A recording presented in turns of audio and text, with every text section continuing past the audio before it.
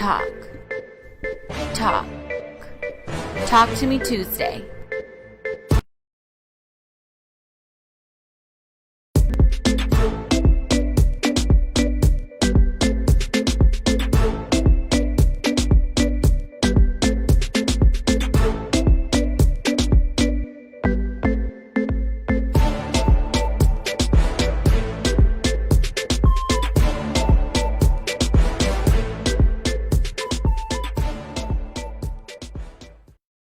Hi there. Welcome to Talk to Me Tuesday on a Tuesday. I'm your host, Mari B. And today we have a special show. We started off the year with a bang with our New Year kickoff show with Attorney Darren Miller. And now we're going to do a show reflecting on what happened last week and the holiday that we celebrated. So we're here to have an open conversation and reflect on our historic figures.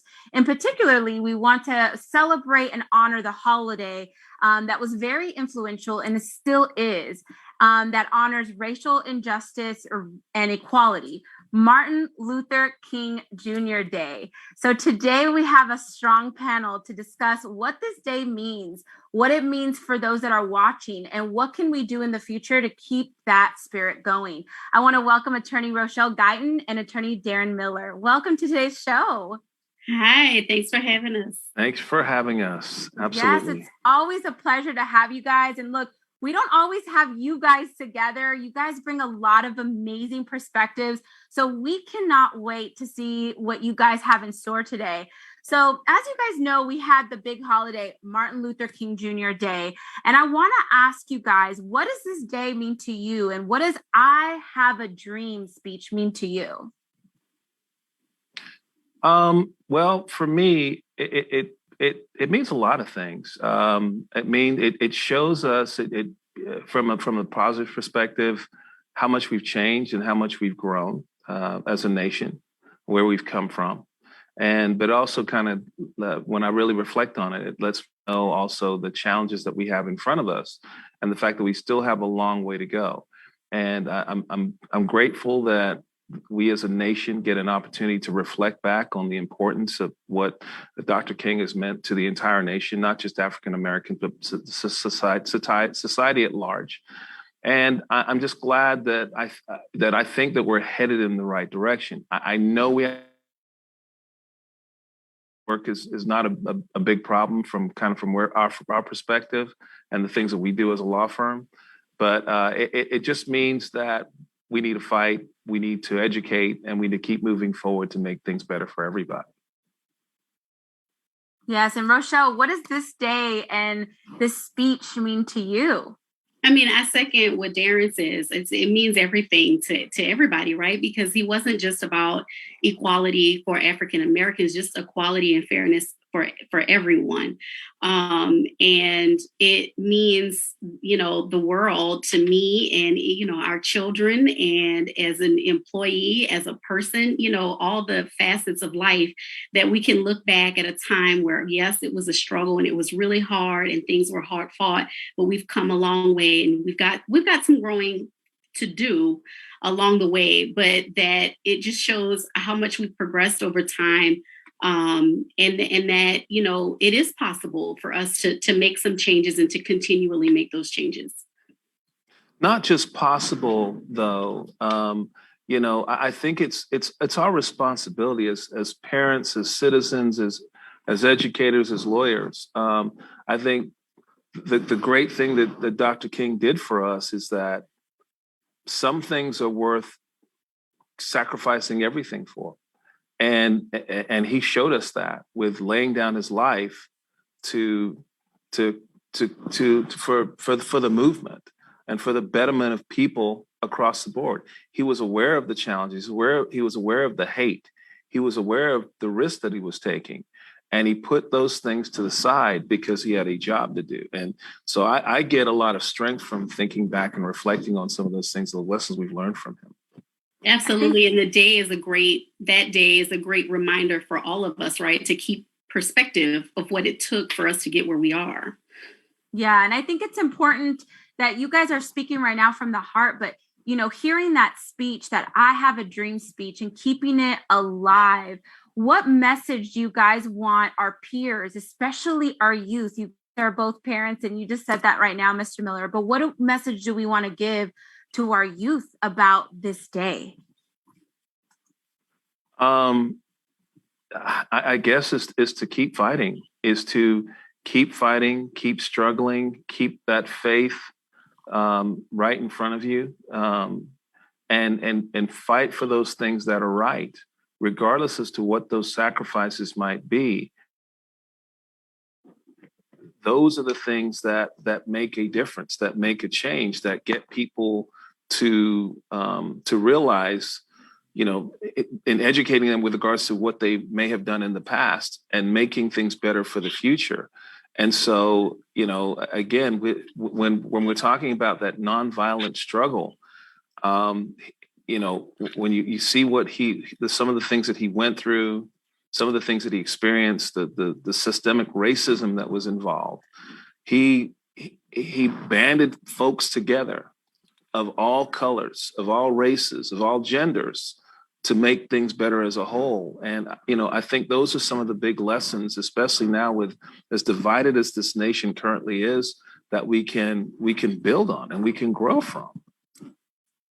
Sure. And for me, I would say communication.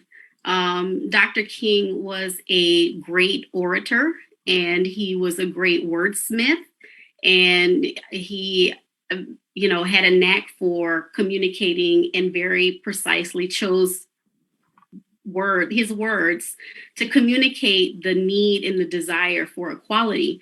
And we can't let that stop with him. And so, one of the things that I think that I've learned over, the Black Lives Matter movement and things like that is that we have to communicate.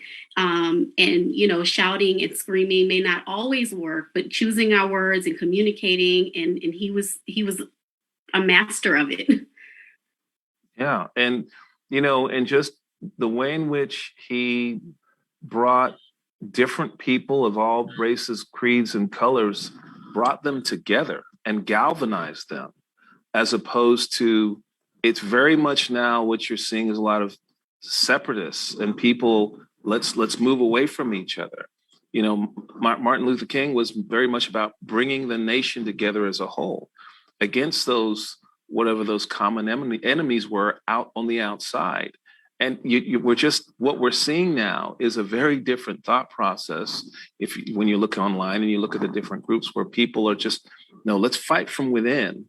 And it's just, I think it's awful.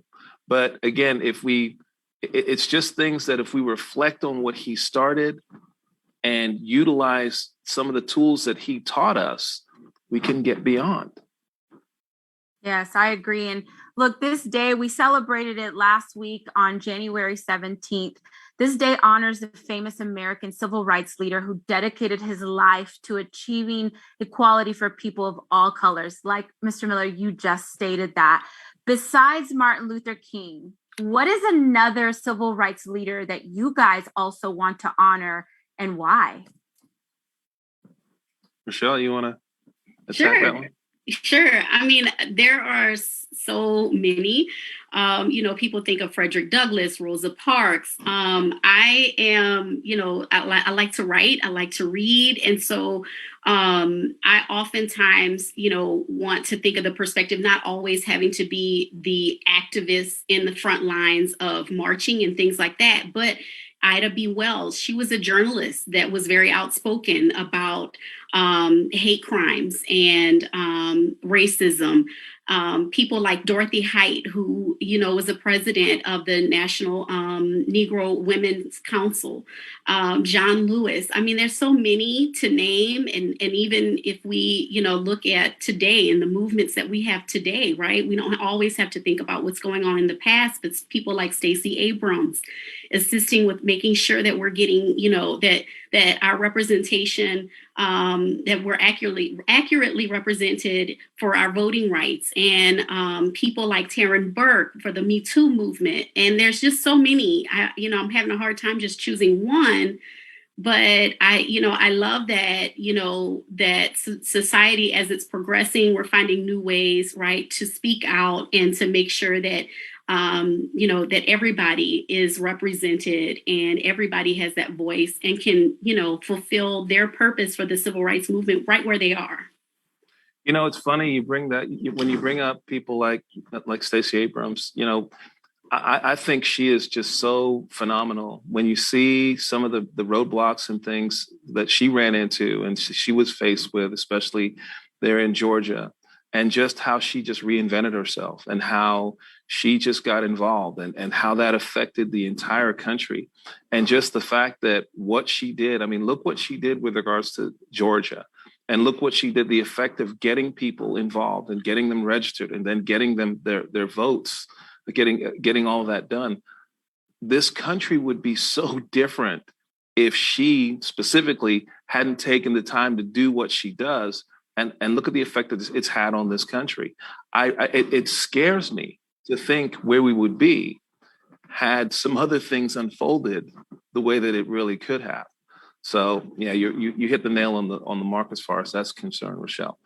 I'm a little older than you, both of you ladies, and so when I think of someone who has made that ultimate sacrifice, I think of folks like Nelson Mandela, for example. And when I think of how long he was in prison, how long he sacrificed, his relationship, being enslaved, being imprisoned for all those years. I mean, it's just absolutely outrageous with regards to what he did as related to the apartheid movement. But for what he did, but for the world shining the spotlight on what was going on there, and the sacrifices he made, I mean, people wouldn't know what was going on. And it's outrageous to see some of the things and the sacrifices we've got to make as people to get other people to realize, wow, is that stuff really going on? And then to make that systemic change that we need to make things better. Yeah, I think that's great that you guys named a lot of great names. And a lot of great names that if any of our audience that are watching right now just don't know a little bit more, doing that research, especially right on time for Black History Month, that's next in a couple of days, actually. And so that way we can, educate ourselves on some of these influential individuals, civil rights leaders. There's so much that has been done and still so much more to do. So look, Martin Luther King was an advocate to use non-violent means. I think that's really big in our messaging today, and to end racial segregation. What are your thoughts on this, and what are we seeing in the world today that maybe contradicts what the non-violent and racial segregation? I mean, unfortunately, we have examples everywhere. When you see people of color disproportionately being arrested, harassed, shot, killed, things of that nature, you're seeing those things. Unfortunately, too many examples of those types of things all the time. Just in all different walks of life, there's just too many examples of how racism today, unfortunately, is still at large and going very strong.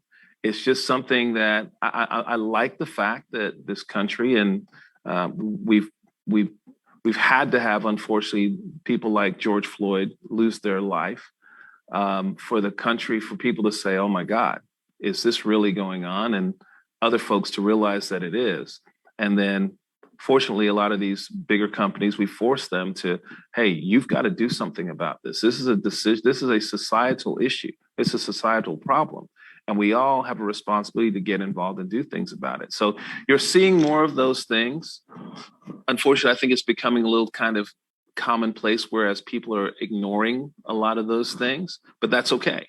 That's okay, because then other folks have to kind of jump in and continue the fight and shine the light in other areas, on other things, until we keep moving forward and forward to of course, the goal, which of course is to eradicate racism. Yes, nicely said. And I know you brought up a name, George Floyd, and some of the significant movements, but I want you guys to talk a little bit more about what the significant difference is between the movement of Dr. King, right? And him leading that charge and what we're experiencing in the recent days. Ro, you want to take that one? Sure. I mean, I don't know that, I think that I don't know that a whole lot has changed in the sense that there are still, and thankfully, a number of individuals that still support the cause, that want to march and speak out. And quite frankly, I'm a former prosecutor and I've had interesting perspectives on a lot of that, because, right, I'm African American, I'm married to a Black man, and I have Black sons. And it pains me, right, to see that, incidents like George Floyd and others, and have the law enforcement background and have the passion that I have and the, law enforcement friendly attitude that I have. But I think that, grateful that there are people that are always on the front lines of this. And I think that's what we've got to be positive about. People like Martin Luther King, who were willing and ready and able to stand on that front line and stand up against it. And yet, and still, it's unfortunate that we still have to do that for our voices to be heard. And then, of course, the prosecutor in me will always say that, there is good law enforcement. I say that because I was a part of it. And so that's why, communication is always going to be the best way, to overcome those, the lines of racism and being able to communicate what those fears are, right? Because if you get to an arrest stop and both sides are afraid, and the fear is there. But unfortunately for African Americans, the fear is a reality because the other side has a gun. And so being able to communicate that across those lines and, talk to, our non-minority friends and colleagues and things and communicate what those things are like, right? Because we come from different sides of the world that we may not even share those same perspectives and views. And so I've tried as of lately to communicate those things to friends of mine, right? Because you don't know until you know. So, I like to, try to have that positive perspective that, there are still the Dr. Kings of the world that are going to forge forward and make things better and keep the fight going. Yeah, Rochelle, you hit on just a very key point of this whole process is that we have to educate others around us with regards to things that they just aren't aware of or they take for granted. I just dropped my son off, who's a junior at Trinity, and one of the things that we have to deal with that I think people just take for granted is, okay, well, son, okay, what do we do when you get pulled over and handling and addressing those issues? Whereas, I'm sorry, your normal person of non-color, oh, just give him your driver's license, give him it, everything's fine. That's no problem. Well, it's not that simple, especially when you've got my son is 6'3", 6'4".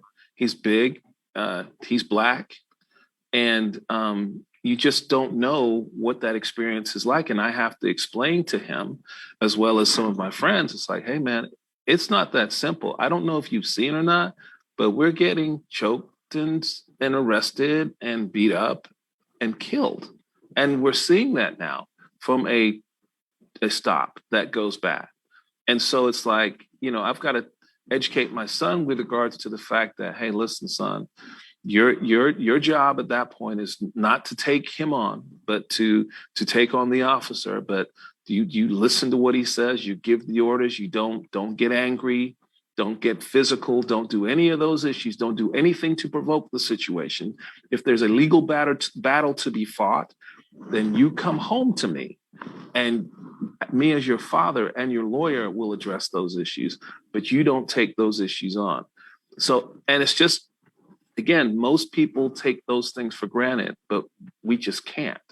And we've seen, yes. So, yeah, we can't. My youngest son is 10, And those conversations have already started. You don't wait to have those conversations of why it's important to not put your hands in your pocket or fidget with your hands and looking someone in the eye and, the fidgeting and things like that are important on a traffic stop, speaking loud and clear.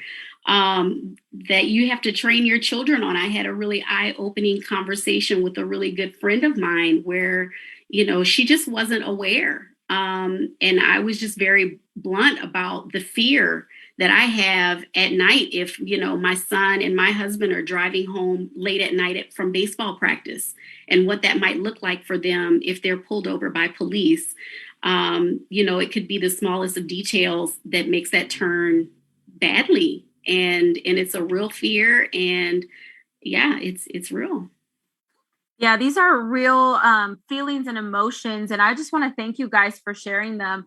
I do have more, with what's happening right now. I know you guys mentioned now we're seeing a little bit more of it now, police brutality, even racism.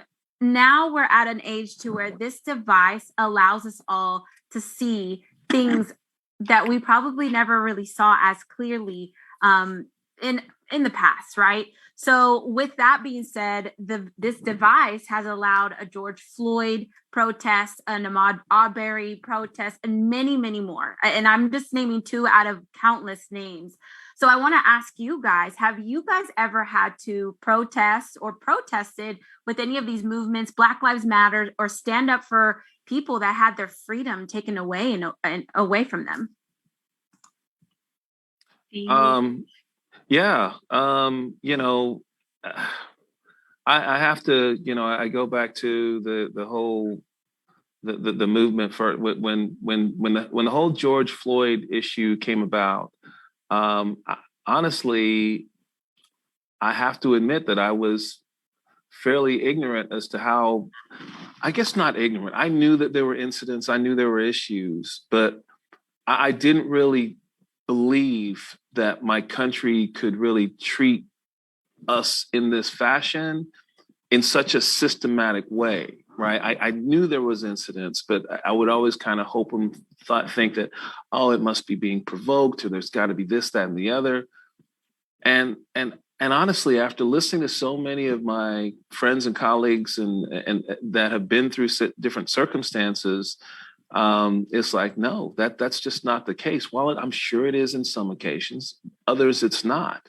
And so that was my kind of calling to get involved because again, my experience has always been, okay, regardless as to what that officer may or may not do in a traffic stop or whatever the case may be, I'm going to treat them with a level of respect. I'm going to follow the law. And I would always I would handle the situations well to where it wouldn't go that way.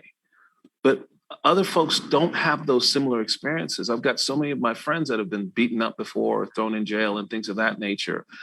And, and so that was my calling to say, hey, we've got to shine this light on this and I've got to get involved. And that's when we decided we had to step up and do something and get really, active with regards to the movement and things of that nature. And that was really eye-opening for me. That's the immediate thing that comes to mind. What about you, Ro? So for me, I have 2 points that I'd like to make when you talk about the cell phone era and the videos and things like that. So I don't know that it's happening more often or that we're hearing about it, just because of what's available to us. Right. And so now we have social media and we have, the media that immediately wants to jump onto, news that way. And, people that have recording devices readily available. And so I don't know that I'm a believer in the fact that it happens more frequently, but that we have an ease of hearing about it now. But the other point too is that I have not participated personally in any protest, but I'm a firm believer in taking opportunities in the role in which where you're situated. And so, for myself as an attorney, having been able to work at a district attorney's office for almost 10 years and being able to provide that perspective to my cases, to my office and share thoughts, opinions, experiences that I've had in my life, I think has provided, whoever I'm working with, defendants, prosecutors, victims, an opportunity to be heard from someone that, looks like them and has experienced things that they've experienced. Because I have seen, my dad held at gunpoint, for no reason at all. I have seen, where my brother has been stopped by police for no reason at all. And so it gave me perspective. And I've been able to share those perspectives and put that in, be able to put it in my work in a way that, not that it would affect necessarily decisions, but I can kind of see that whole picture and be able to share how that affects different races and the product of our work and police work, because it's important. Yeah, I think so go ahead. I've been so, in thinking about it too, Ro, I've been pulled over many times, right? I've been pulled over many times. And now thinking about it, it's like, well, I've been pulled over, but then I never really get tickets. And I don't get tickets because, again, I know kind of how to speak with the officers and discuss certain things with them, this, that, and the other. But it's like, well, why am I getting pulled over? What is it? I think it kind of comes down to a Black man driving a nice car in a nice neighborhood. Something's not right here. Let me find out what you're doing around here, and I've had that happen many, many, many times. And now I'm thinking about it. Well, why is that happening so frequently? Well, why? Because my neighbors don't get pulled over like that. They just don't, and anyway. And I mean, a good question. I was actually going to ask if you guys had any experience or family members that have dealt with this, but kind of going with that, Attorney Darren Miller, how does it make you feel when you get pulled over? Do you have a sense of fear? Are you just calm so that you can advise others that are maybe watching as well? So probably the last time was probably about a month and a half ago, before Christmas. It was and I was on the outskirts of Houston, and it was late at night with poker. I played a little poker, legal poker. Anyway, so when I got pulled over, and I was probably going 80 miles an hour or so. So I was going slightly over the speed limit, but it did some of the kind of George Floyd type of things did go through my mind. And so what I decided to do in that situation was, okay, let me go to a well-lit area and just kind of talk my way through the situation. So once I was able to kind of do that and show the officer, and just very, very comply with the officer. And I like to de-escalate the situation as quickly as possible. One of the things I learned, and I didn't realize this, was, hey, roll down all your windows. Roll down all the windows, and I'll make sure those hands are right where you can see them. Officer, can I, you want my license? Can I reach it for it right here? Okay, I'm going to get it for you. And I make it, hey, I'm completely in your hands. Although I'm big and Black and all that, I am no threat. And you're not going to have any problems with me. Within 2 or 3 minutes, he's like, okay, this is I could just kind of tell it turned from a situation where it was going to be confrontational to a situation where this is one of the good ones, so I'm going to be fine. And it quickly turned into that situation. But even when I was driving away, I thought to myself, I'm like, well, what if he thought I was one of the bad ones, one of the bad ones from however you want to kind of equate that. How could that have gone? Because all my situations, luckily, they go in the right situation, because it's not worth me getting into conflict. I don't care about a ticket. My responsibility is to get home to my family. I know and understand those things. Hey, F you, officer, what you do, it's never going to be that type of a situation. You want to write me a ticket? Fine, write me the ticket. Do what you got to do. Just make sure I can get home to my family. So I just think one of the things that I would tell everyone to finally answer your question is de-escalate the situation. De-escalate it. Do not, that person has a gun. That person knows what they're doing. That person's been trained for this type of situation. You have not been. You're playing on their home court. So make the situation go away as simply and easily as possible. That's what I would recommend to people. Yeah, that's a good feedback there. And I think that's something maybe later we can do a show on, what to say whenever they're confronted with an officer, even kids. I've seen stories where the kids are just so scared that they run home to their parents, and running also creates a level of you're hiding something or something went wrong. So maybe we can have a show. I think this is very important on how to de-escalate, what to say, what to do, what not to do. I think those are really good points that we can do at a later show. What are your thoughts about that? Yeah, that would be great. I know we know Officer Harry Zamora or whatnot. I'd love to help to educate folks from all areas with regards to how to handle these situations. And maybe we do a couple of videos on, hey, do this, do that, and that, and give them some do's and don'ts. I think that's a great idea. We need to do something like that. That's important. Yeah. Awesome. And look, you guys have been giving a lot of amazing messages, a lot of amazing perspectives as well. Now, I want to ask you guys, what are some valuable messages that you have taken from Martin Luther King and other historic figures that you guys want to share with our audience today? Ro? I have one, sure. So one of my favorite quotes from MLK is, "The time is always right to do what's right." So, just always thinking that, especially as an attorney, is that, no matter what the situation is, it's always the right thing to do the right thing.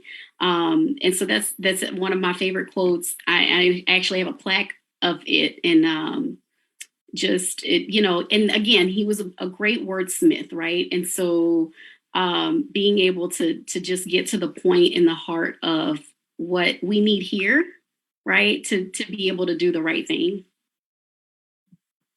I can't speak as eloquently as my counterpart there, Rochelle. But we're very fortunate to, as you guys know, we have a partnership, and I am a partner in the Ben Crump law firm. And so what I think when I see what Martin Luther King is doing with regards to what he's done and the fight that he's kind of taken on and the effect it's had on our generation, I look and see the leaders of the new generation. And fortunately, Ben Crump is one of those guys. He is one of those blessed folks that takes on those challenges, that takes on the big guys, that is the voice of those ones who don't have a voice. We're lucky enough, and unfortunately, we're working on 2 cases now where 2 African-American families have lost 3 different family members because of interactions with the police here very lately. That should not have happened. They should not have happened. And so I think what our job is to galvanize and learn from these new leaders, the Ben Crumps of the world, the Martin Luther Kings of the world, with regards to asking questions, with regards to making those positive movements, with regards to correcting the actions of others who are doing wrong. And so I'm so proud to be involved in some of these fights and the things that we're doing, and knowing that maybe not to the extent that Dr. King did it, but we're continuing the fight in our own way. I think that's just so pivotal to getting where we need to be. Yeah, that's an amazing message you just said. It kind of goes with my next part here. Martin Luther King said, "We are not makers of history. We are made by history." And I want to ask you guys that, what does this message mean to you? And what are you guys doing that is making history in your way, right? It might not be to the level of Martin Luther King, but in your way. How does this apply to you? Sure. So, when I think of that quote, it seems Dr. King was telling us that we can't just sit by and idly watch history be made, right? And the things that we do now are going to mark us and create the picture of our tomorrows. And so what we do now is important. And everyone has a purpose. I'm a firm believer in everybody has a purpose in their life. And in finding that purpose is, providing the influence that you can in whatever you're doing. And so for me, of course, as you already know, Madi, I take a lot of pride in working with survivors, doing things with, empowering women, in human trafficking and education in sexual abuse cases. And so that's the way that I'm able to leave my mark. And then in other ways, doing a show like this and would, completely be open to other opportunities like this, because I do think that channeling communication with police officers and law enforcement and having open conversations just like this one about what our society and our systems look like and how it affects everybody is important. And so just being able to make our mark in the way that we can and influence in where we are and using our platforms that way. When I think of Dr. King, one of the most important things to him was us being affording ourselves of being able to be involved in the political process, which comes down to, of course, voting. And one of the most biggest acts that he was very important in getting done was the Voting Rights Act in the 60s, and getting Blacks the right to vote, which just kind of seems kind of silly that we're even talking about and discussing it. But what I think is just so interesting, and what people aren't paying enough attention to, is that people of different political parties are now trying to, oh gosh, we are losing power. We are losing this, and more people are getting involved in the voting process. And as a result of more people getting involved in the voting process, those people that have traditionally held it are saying, oh gosh, we're losing it. We're losing it. So we've got to do something to stop it. So I just think it's just so unbelievable that there are so many different voting acts that are being challenged throughout this country that are restricting the rights of people to have their vote to be cast. And it's absolutely crazy what's going on in different parts of the country, in different states. And guys, this is something we have to take very, very seriously. This is going on right now as we speak. And we have to be involved in this process, and people need to get out and vote, and don't take these things for granted. I'm not talking about just the gerrymandering and the manipulations of different voting blocks as related to minorities versus men versus women, but just the basic right to vote. And that if we are not careful and we're not watching it, people that thought, okay, I'm just going to go down there on Saturday and go do it. Oh, wait, you don't have this, you haven't. These rights are going to be taken away from us if we do not act and make sure and pay attention to what's going on out there. Yeah, I think what you just said, paying attention, and what Rochelle said, communication is what's going to get, to a better light, right? So, and I love to hear your stories, your perspective on what you guys are doing, how you're applying these quotes into your own purpose and your own light that you guys have as attorneys, as parents, as friends. I think it's amazing of what you guys are doing. And I also want to encourage those of you guys that are watching too, to finding your purpose and how to make history. What are you guys doing? So look, we had the Martin Luther King holiday that just passed, and we're still honoring it. It's something dear to our hearts. But now, in a couple of days, from February 1st through March 1st, is Black History Month, right? So what does this month mean to you guys? Well, you sure?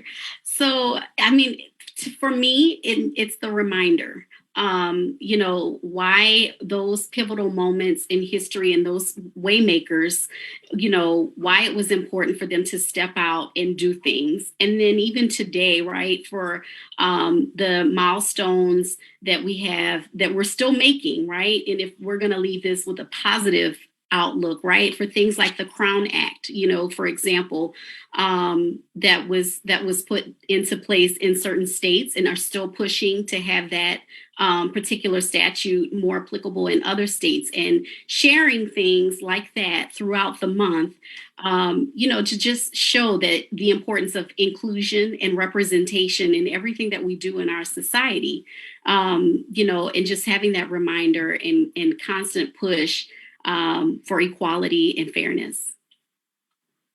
Yeah, I think Rochelle just nailed it on the head. It's our opportunity to reflect on history with regards to where we've come from, what we've done, the things that we've overcome, and the work that's left to be done. And I have to say this, I see so much talk right now with regards to critical race theory. And it's like, yeah, so we shouldn't talk about the past to understand things that have happened, to make sure that some of these things don't happen again. And for whatever reason, we're saying that parts of those discussions should be banned because it makes certain people feel a certain kind of way.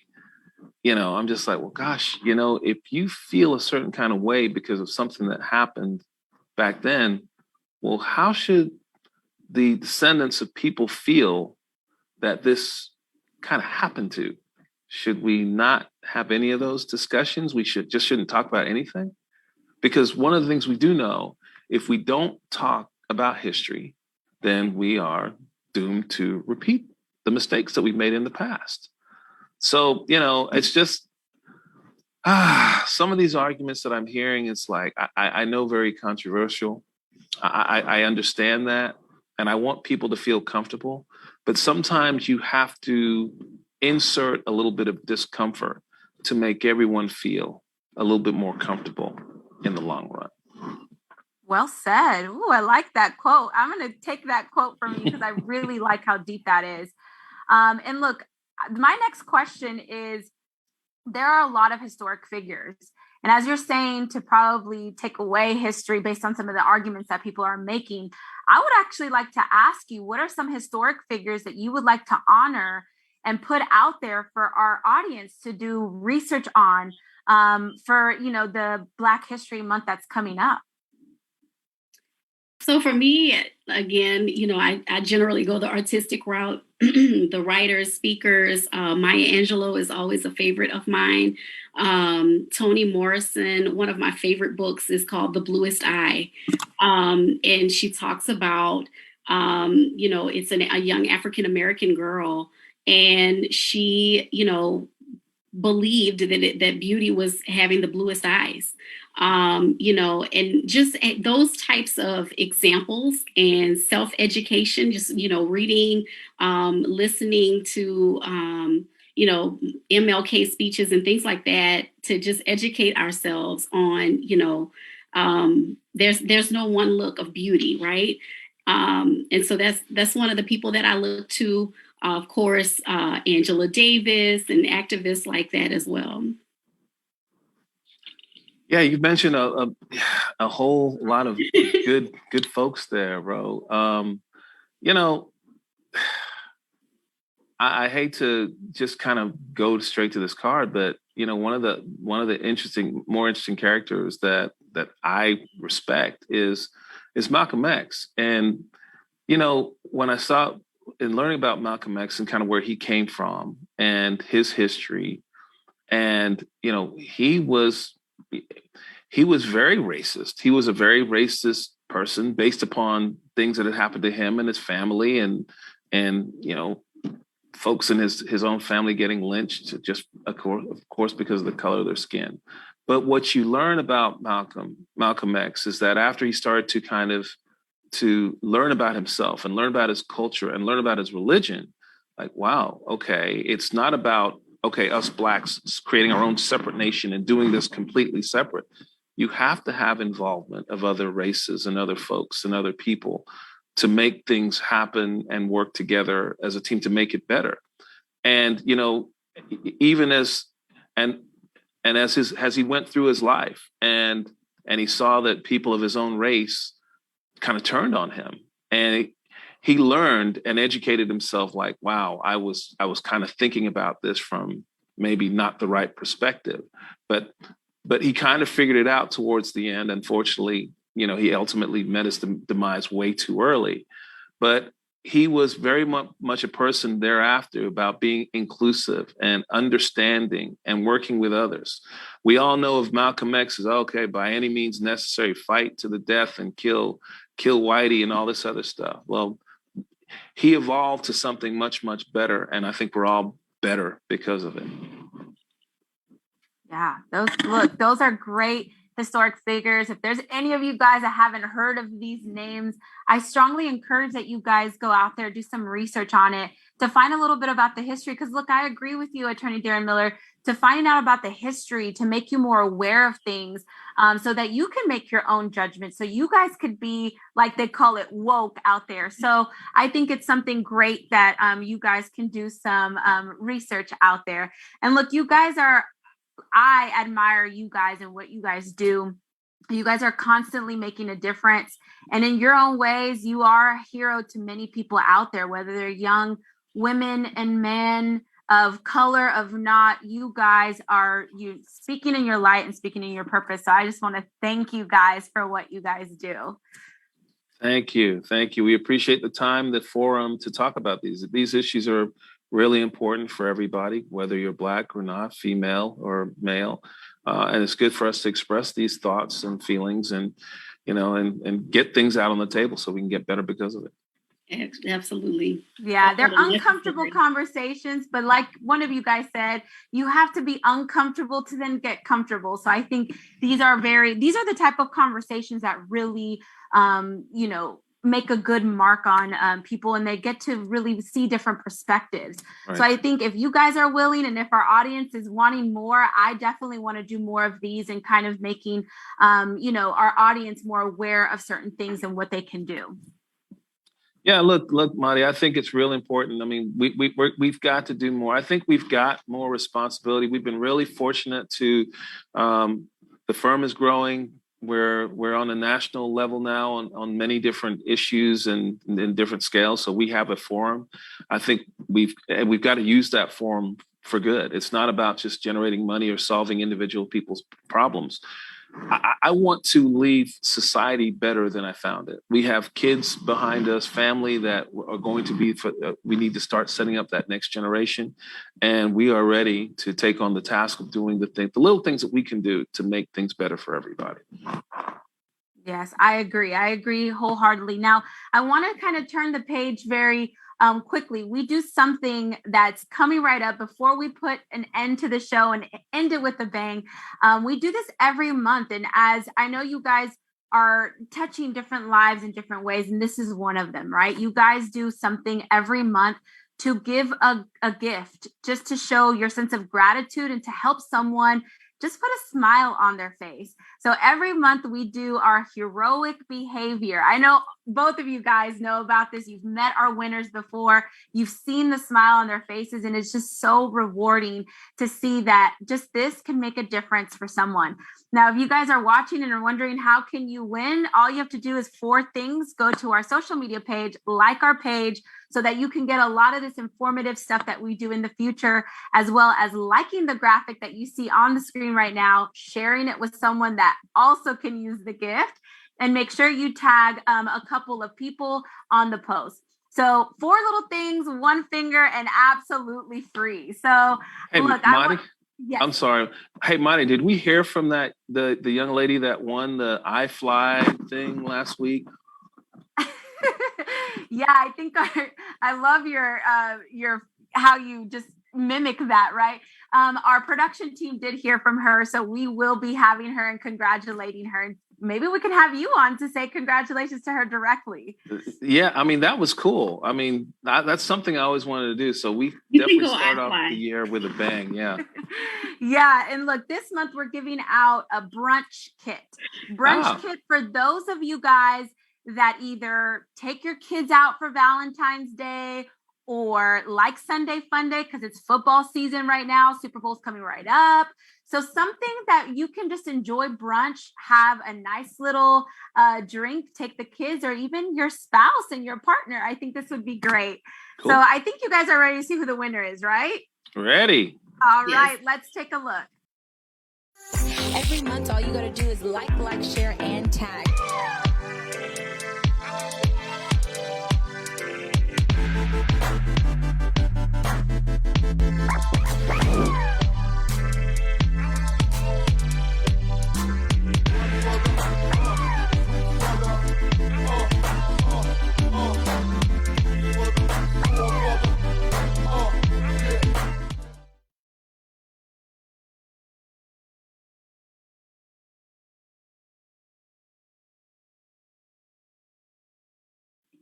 Congratulations! This goes out to Scott Falk. So congratulations to you.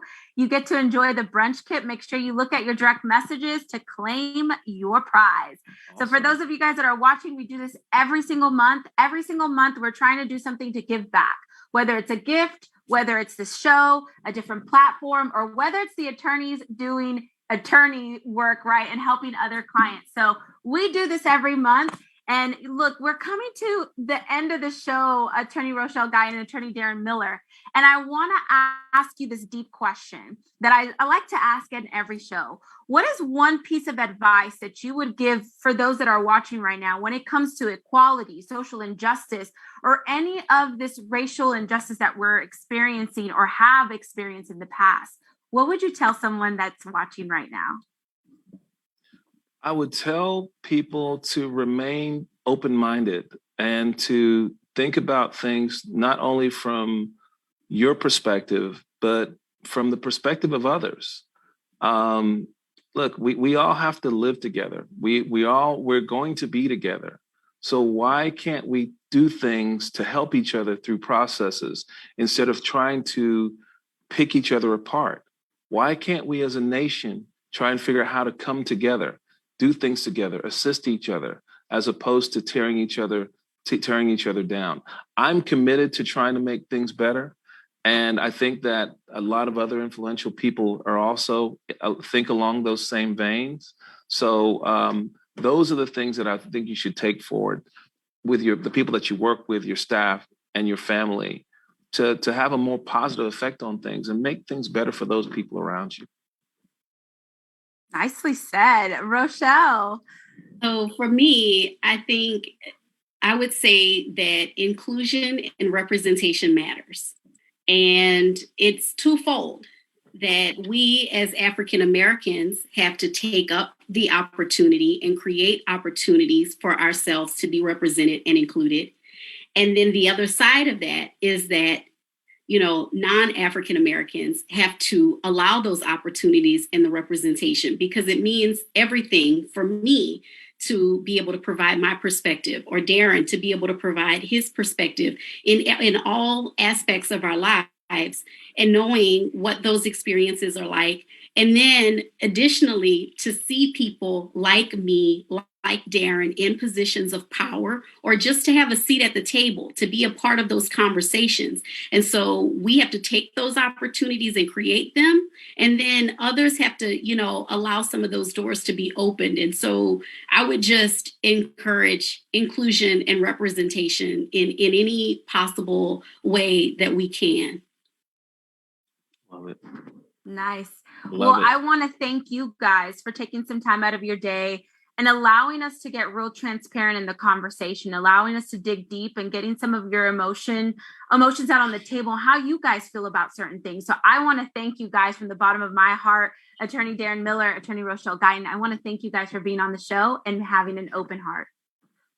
You're welcome. Thanks for having us. Yes, it's our pleasure. So thank you guys all for watching today's show. And even more importantly, thank you for sharing it. The more we share, the more we get to touch other lives out there as well that is probably thinking of certain things as well. So I want to thank all of you guys for tuning in to Talk to Me Tuesday on a Tuesday. I'm your host, Madi B. Until next time.